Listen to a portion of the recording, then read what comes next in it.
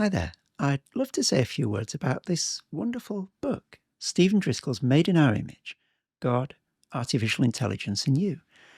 There are four things I'd love to share with you about this book. First of all, it had me at biblical theology. The frame that Stephen uses to address the theme of artificial intelligence is creation, sin, the cross and the new creation. And right from the beginning of the book, that just rang so rich and true to me. There's no proof texting here. There's no filtering everything through one particular doctrine or one particular prism. Stephen uses a whole Bible narrative to talk about artificial intelligence and therefore is able to set out a full banquet of biblical material on this theme.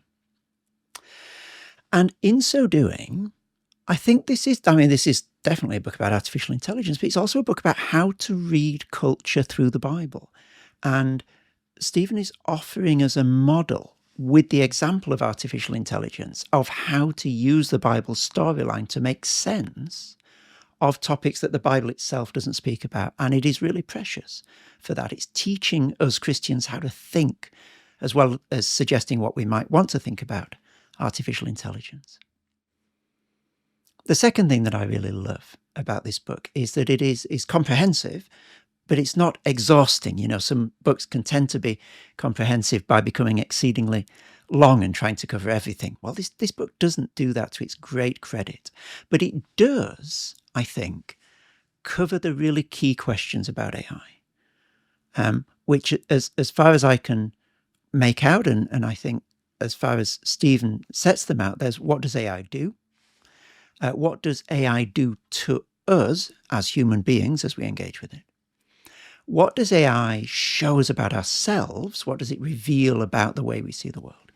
And I hadn't really thought of this one before I read the book at all, what big questions does AI raise and force us to answer in a way that we haven't had to answer until recently?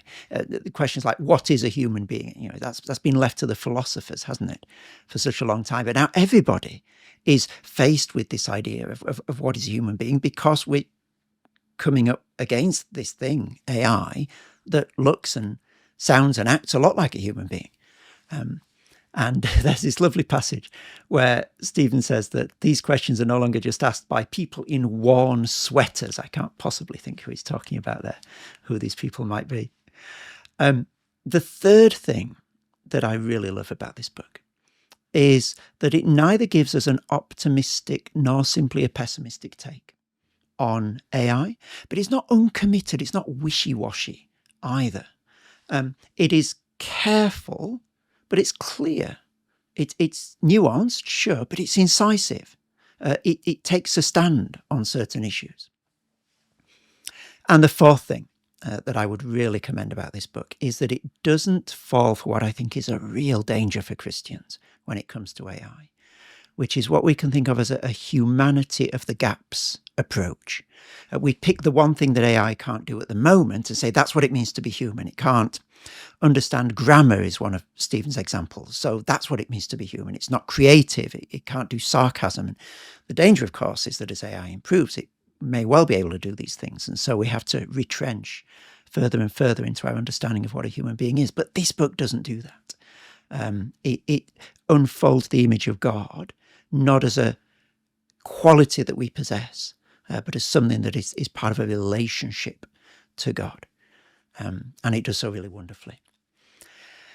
And AI is, I think almost everyone is agreed today, undoubtedly one of the huge issues of our time. And this is a wonderfully clear and refreshingly direct and just beautifully written primer on this huge issue. It's really helpful for Christian parents, pastors, parishioners, not only to see what's coming around the corner at us, but to be prepared for it with biblical wisdom. So bravo, Stephen. I think it's a wonderful book and I wholeheartedly commend it.